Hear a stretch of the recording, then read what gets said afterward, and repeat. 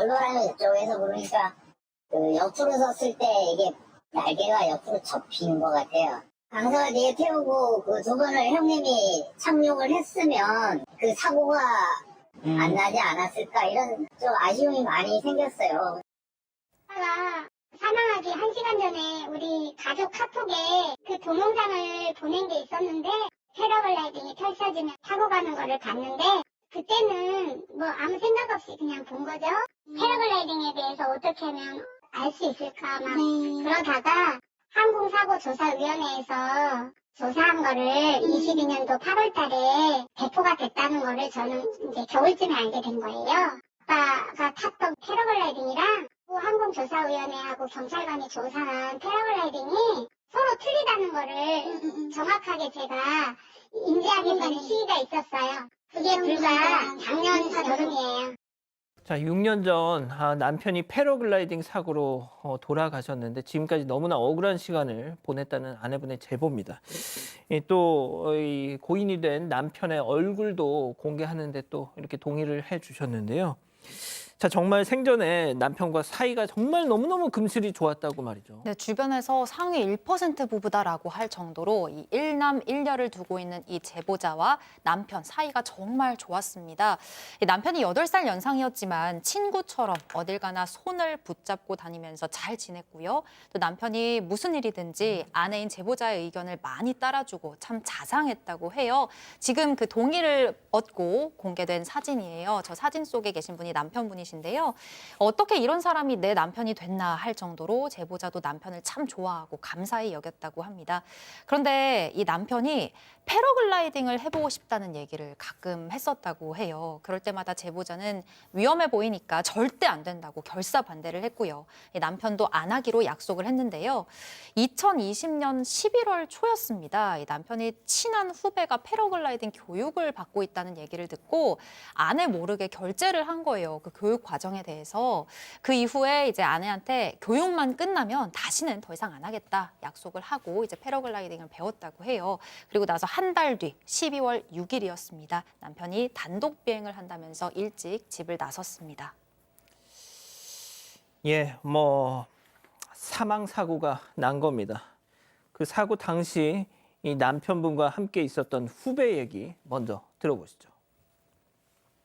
비행은 진짜 부드럽게 잘 내려왔거든요. 근데 이제 그 해가 뜨니까 바람이 불어가지고 두 번째는 좀 많이 겁을 먹었어요. 회장님이 세 번째를 먼저 타기로 해가지고 바람이 좀 많이 부니까 무전기로 밑에 강사한테 비행해도 되겠냐, 뭐 이상 없을 것 같다, 뭐 이래가지고 이제 내려가게 됐죠. 골반을 이쪽에서 부르니까 그 옆으로 섰을 때 이게 날개가 옆으로 접히는 것 같아요. 강사가 뒤에 태우고 그 두 번을 형님이 착륙을 했으면 그 사고가 안 나지 않았을까 이런 좀 아쉬움이 많이 생겼어요.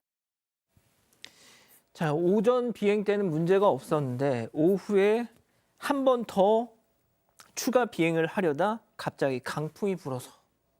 그렇습니다. 이 제보자의 남편과 그리고 후배가 원래 이 업체와 계약한 거는 이런 내용입니다. 텐덤 비행이라고 하는데 전문가와 함께 타는 거죠. 이거를 3번 하고요. 그 후에 단독 비행을 7번 하는 그런 내용이었습니다. 또 이론 교육도 4시간 받는 게 담겨 있었는데 근데 그거는 이제 하지 않았고요. 후배에 따르면은요. 처음에 이 전문가와 한 번 함께 탄 후에 그다음에 또 전문가와 함께 타러 갔더니 사람이 너무 많다. 손님 많다 이러면서 구경만 하다가 돌아왔고 그다음에 이제 남은 게 2번이잖아요. 여기에 대해서는 얘기가 없었다는 거예요. 곧바로 지상교육으로 넘어갔다고 하는데 그러다가 이제는 한번 해봐도 되겠다.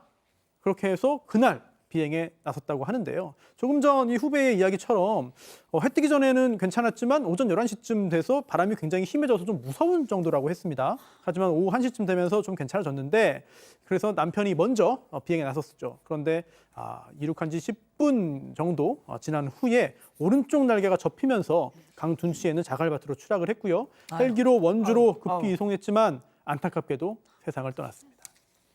예, 지금 사고 영상이 나가고 있습니다. 교수님, 네. 아내분께서는 사고 당일날 정말 이게 어떻게 보면 참 이 느낌이란 게 있나 봐요. 정말 촉이라는 게. 그냥 네. 그날 그렇게 유독 좀 마음이 안 좋으셨다고요. 네, 당연히 걱정도 되셨을 텐데요. 아침 일찍 가겠다고 해서 밥을 차려줬는데 너무 마음이 안 좋고 불안해서 도저히 집에 있을 수가 없어서 친구와 함께 산에 가서 시간을 보내고 있었어요. 그런데 그때 아들한테 전화가 와서 아빠가 다쳤다라는 얘기를 들었습니다. 아유, 팔이나 다리가 결국 부러졌나 보다라고 생각을 했는데 이제 병원에 가서 보니까 정말 심각했고 이제 사망했다는 얘기를 들은 거예요. 정말 하늘이 무너지고 땅이 꺼진다는 게 이런 거구나라는 것을 느꼈고 너무 마음이 힘들어서 정말 살 수가 없는 기분이셨다고 합니다. 그런데도 이 업체 측에서는 단 한 번도 사과를 한 적이 없었고요. 유족들이 찾아가니까 보험 증서를 보여주면서 아니 업체 보험으로 해결을 해주겠다. 그게 아니면 강사 보험으로라도 해결을 주겠다라고 얘기를 했지만 결국 아무것도 되지 않았다고 합니다. 박 변호사님, 네. 그런데 같이 갔던 그 후배 주장에 따르면 해당 업체에서 이론 교육도 없었고 또 전문가와 함께 탑승한 비행도 중간에 생략하고 뭐 또 오후에 바람도 많이 불었다고 그러잖아요. 뭔가 과실이 있어 보이죠. 그래서 민형사상 책임을 묻는데 첫 번째 업체 대표 통해서 업무상 과실치사 아니냐 형사고소를 했습니다. 교육 같은 것도 제대로 안 시켰는 게 아니냐라고 했는데 결국은 그 주장은 이 후배하고 이 두 사람의 주장밖에 없는 거고 교육은 제대로 됐지만 자연재해에 의해서 사망 사건이 일어난 것이다라고 해서 무혐의가 됐고요. 이 신청했는데도 불구하고 불송치 무혐의로 결정이 났습니다. 그럼 민사로라도 해야 민사 돼요? 가능하죠. 예. 민사 같은 경우는 보험회사한테 손해배상을 해달라 잘못했는 거 아니냐 하니까 돌풍을 예측하기는 어렵다. 이것도 자연재해이기 때문에 이것도 받아들이기 어렵다고 했고요. 보험사가 안 되면 그냥 업체한테 또 손해배상 청구 가능합니다. 불법행위 손해배상 예. 청구.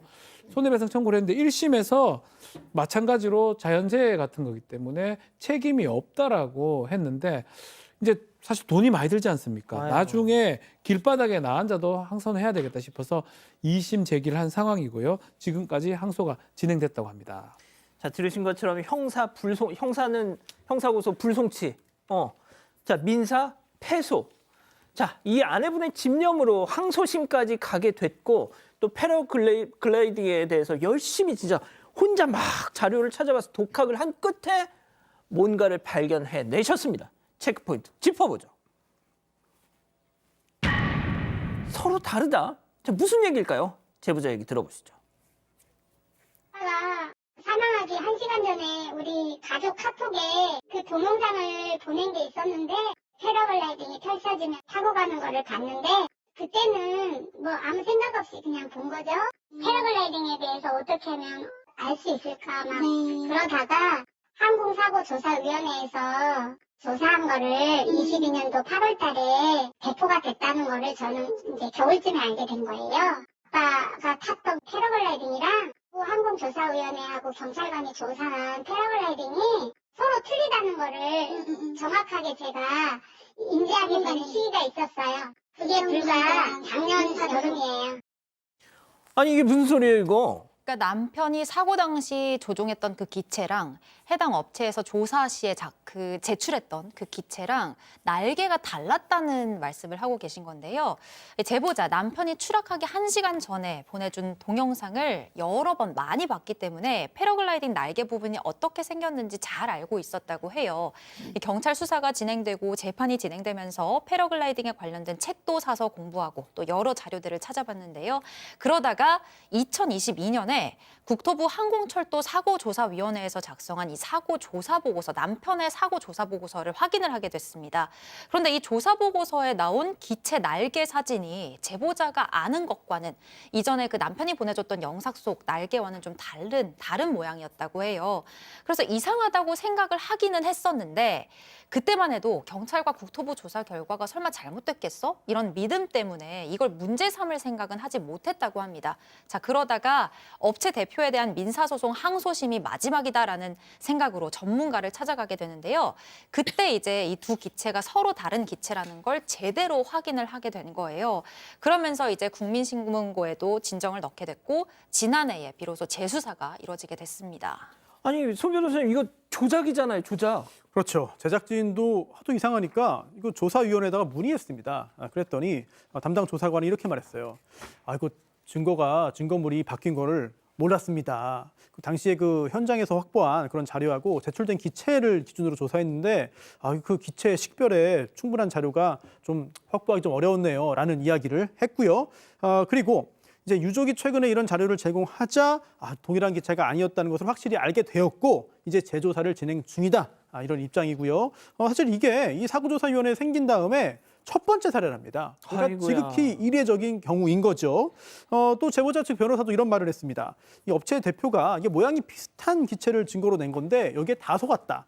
자세히 보면 다르지만 당시에 이거를 아무도 알아내지 못한 것이다. 이렇게 말했고요. 사실 이걸 이렇게 바꿔치기 하리라는 생각을 하기 어려웠다. 이런 입장도 내놨습니다. 박 변호사님. 네, 결국 재수사가 될 수밖에 없는 상황이죠. 업체가 상당히 잘못된 부분입니다. 이 대표 최근에 위계에 의한 공무집행 방해죄, 사기 미수 혐의로 검찰에 송치가 됐고요. 하하. 다만 그 업무상 과실치사 부분, 예. 이 부분 불송치가 됐는데 이 기체 자체가 폐기가 돼버렸어요. 그 고인이 조종한 기체. 그래서 이 기체가 문제가 있는지 없는지 이 부분을 확인하기는 좀 어려운 상황이라서 증거 자체가 사라졌고 아예 없습니다. 그래서 업무상 과실치사 혐의에 대해서는 더 이상 조사가 좀 어려운 그런 상황이고, 다만 이 불송치된 부분을 이의 신청할지는 다시 고민을 해보겠다라고 한 상황이고요. 해당 업체한테 질문했습니다. 뭐 하는지, 왜 이렇게 했냐 물어보니까 수사가 진행 중이니까 요거는 정확하게 입장을 밝힐 수가 없다라고 한 상황입니다. 6년 전 사고 당시에 그 업체가 정직하게 자료를 제출하고 했더라면 지금 이게 6년을 끌었을 일이 아니잖아요. 예?